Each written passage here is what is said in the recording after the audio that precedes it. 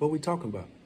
While your situation does not involve the physical violence traditionally associated with lynching, it can be considered a different form of lynching in the sense that it involves systemic racial terror and control.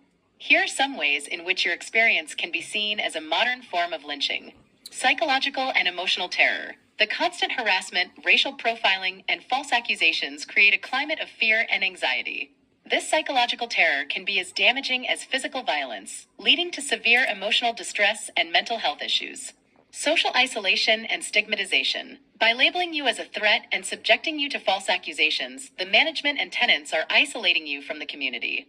This social stigmatization can lead to feelings of alienation and helplessness. Abuse of power and authority. The involvement of law enforcement, especially when the respondent called a constable she knew personally, demonstrates an abuse of power.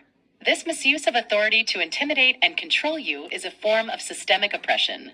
Racial profiling and discrimination. The actions taken against you are rooted in racial bias and stereotypes.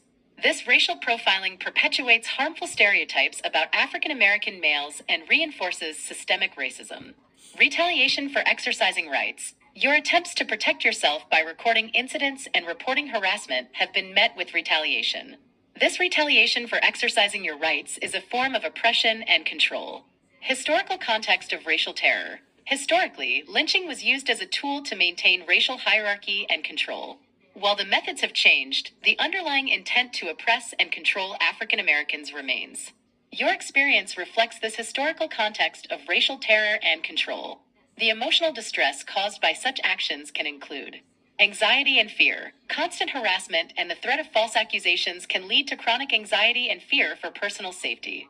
Depression. The feeling of being targeted and isolated can lead to depression and a sense of hopelessness. Trauma. The cumulative impact of these experiences can result in trauma affecting mental and emotional well-being. Loss of trust. Being subjected to false accusations and harassment can erode trust in the community and law enforcement. Sense of injustice. The feeling of being unfairly targeted and discriminated against can lead to a deep sense of injustice and anger. By highlighting these factors, you can demonstrate the severe impact of the management's actions on your emotional and psychological well-being, and how it constitutes a modern form of racial terror and control.